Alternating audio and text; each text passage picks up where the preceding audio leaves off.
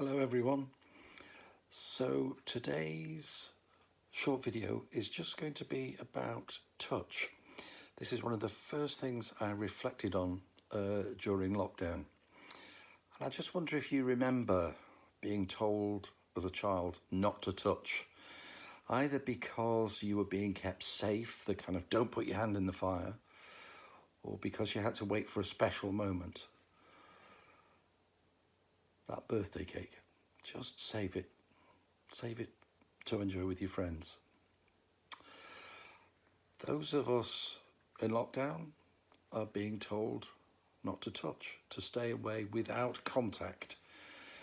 This notion of physical distance, social distance, not touching for very good reasons. But it's the most basic natural form of healing. As we looked at when we're sad, we are reaching out for someone to touch and hold us. There is a paradox of highly contagious virus stopping us from this natural form of healing. We're just programmed to reach out, kiss it better. The very first life-giving and affirming touch we know about, both somatically and from attachment theory. We know the relief and release from a hand softly held, a gentle reassuring hug, or the calming soothing of being stroked. We know the science of serotonin and oxytocin, and we bask in the security of a lover's embrace. All of this is being denied to us as we enter what for some is a solitary confinement.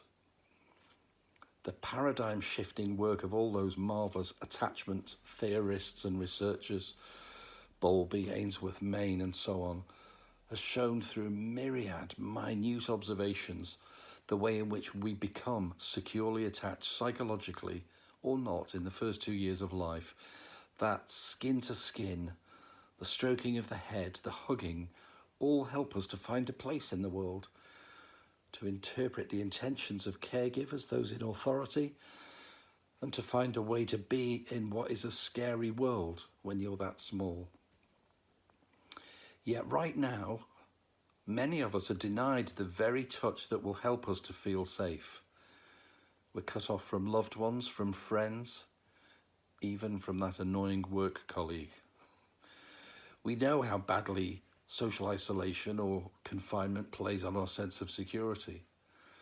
We experience loss and grief.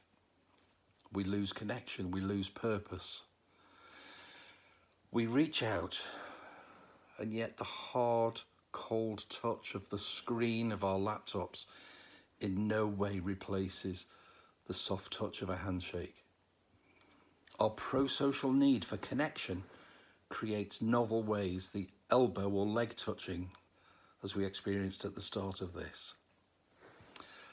So I just offer you a few ideas for ways in which you can capture this for yourself. And I just offer 6 ideas.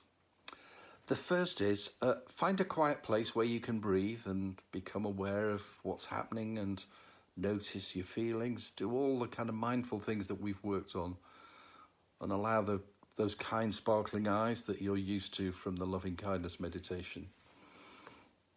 But just hold your hand. Notice its temperature, the difference in the temperature between the one that you're holding and the one that's doing the holding. Imagine you're holding a child's hand, giving them comfort. Now gently stroke one arm. Enjoy the feeling of warmth and security. Wrap yourself in a hug. Just enjoy that sense. The second idea is research shows us that imagining is almost as good as the real thing. So just picture running to hug someone after you haven't seen them for a long time. Imagine the greeting of a long-lost friend or meeting your lover after a journey, or watch the opening and closing of Love Actually. that marvellous scene in the airport, that real authentic rushing for the somatic sign of love. Number 3, stroke a pet. Just be present as you do. Notice the feelings and sensations. Number 4, find a garment or a cushion or a blanket with a particular texture that you enjoy. Just hold it. Capture the image of that. Number 5, when you're washing your hands, which by now you've done so religiously for weeks or for years in the case of nurses and clinicians, when you rub the sanitizer or lotion on, just be present. Don't just make it a chore, but enjoy that touch. Be aware of every crevice in your fingers and hands. And then number 6 is allow that secure connection to grow.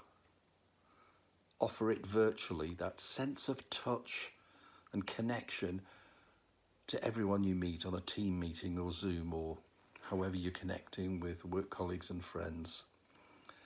Just imagine their physical energy and yours in a space. It's new now, it's different. But just remember that. And if you are lucky enough to be with people, enjoy them. Whether it's the hug of a child, whether it's sex with a partner, just the real sense of healing. When you come away from work and the computer, just a partner lightly touching your back, the power of that warmth will trigger healing and connection. May you be well, happy, and free from suffering.